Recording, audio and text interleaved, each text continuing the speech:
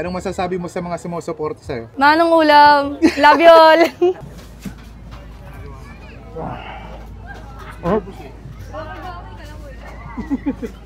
From Carriedo to Pasig River Esplanade, walang nagbago sa paninda pero Bagong pesto meron. sa halagang 50 pesos, may Hungarian sandwich overload ka na may Hungarian syempre, ketchup, mayo at gagadgaran ng napakaraming cheese kaya talagang siguradong mabubusog ka. Kaya naman, kahit saan makarating, pinipilahan ang Hungarian na Nening B. Grabe din tong batang to kung sa sipag at tiyaga, wala kang masasabi. At kaya siguro siya binabalik-balikan ng tao. Nening B, bakit kahit saan ka pumunta dinadayok at pinupuntahan ka ng mga tao? Masarap naman po Mura po, pangmasa. Dahil sa Diyos, sa mga tao, sa pagmamahal nila. At kung usapang bagong pwesto, mas maganda, malinis, at organisado. Pwede nyo rin dalhin ng mga anak nyo dito kasi siguradong may enjoy nila. Pati na rin yung tropa mong mahilig mag-picture-picture siguradong sasaya. At hindi lang yan, napakadami nyo ding ibang pwedeng food tripan dito na siguradong may enjoy nyo. Nening B, anong bago nyo dito?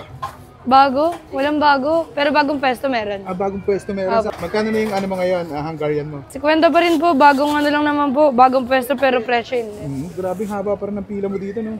Opo. Nakakailang ano ka na ngayon? Ilang Hungarian kasi isang araw? 200 po. 200. Grabe, dami pa rin. Anong oras kayo nag-open dito? 3 p.m. po hanggang 12. 3 p.m. hanggang 12. Saan kayo matatagpuan? Sa may Pasig River Esplanade po sa may Intramuros. Okay, sige. Thank you. Pa-order ako isang Sige po. Eto na po. Thank you. Nening B, bakit kahit saan ka pumunta dinadayok at pinupuntahan ka ng mga tao? Masarap naman po Siguro po dahil sa sa Diyos, sa mga tao, sa pagmamahal nila. Mura po, pangmasa, masarap. Tsaka siguro po tiwala sa sarili. Okay. Anong masasabi mo sa mga sumusuporta sa'yo? Manong ulam. Love you all. Okay, thank you. At ay mga kabangers, nandito tayo ngayon sa bagong pwesto ni Nening B dito sa may Esplanade, Pasig River. Ayan, andito pa rin yung kanyang Hungarian sausage na napakaraming keso. 50 pesos lang. Ayan, solve ka na dyan. Kung hinahanap nyo sila sa sa Quiapo, nasa Arhidalgo Street pa rin sila. May pwesto pa rin sila doon. Tikman na natin yung Hungarian sausage kung ganun pa rin ba yung lasa. Kain tayo.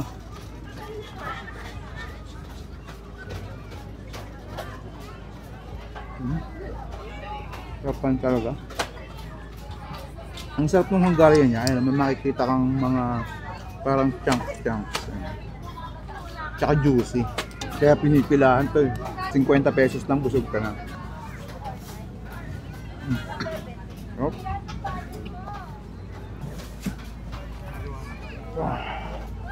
Oh. Ayun.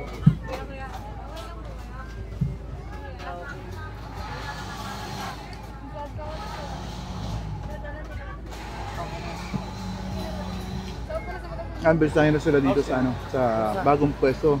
Napakadami niyo pwedeng pagputripan, So, ang haba niya, Anbestahin na sila dito. Order pa ako, nabigyan ako.